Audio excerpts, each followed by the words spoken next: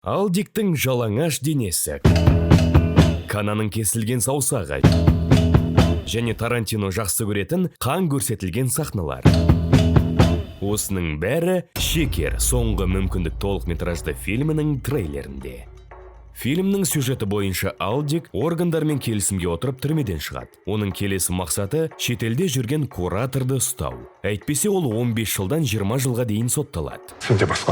Осы кадрды есте сақтап алыңыздар. Біраздан соң бұған қайта ораламыз.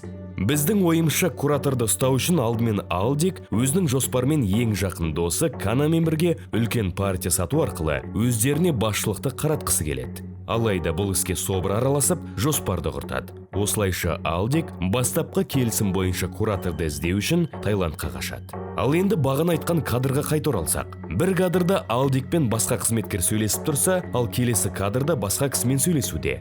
Фильм біз ойлағаннан мүлдем басқа жолмен кетуі мүмкін. Алдикте жекпе-жек клубы фильміндегі Тайлер Дёрден сияқты тұлғаның бифуркациясы болуы да мүмкін ақ. Немесе The Boys сериалындағы Бутчердің көп дәрі қолданғанының кесірінен көзіне өмірде жоқ адамдар көріне бастаған еді. Кім білсін, мүмкін авторлар ақ өлімнің жамандығын көрсету үшін осындай қадамға барған болар.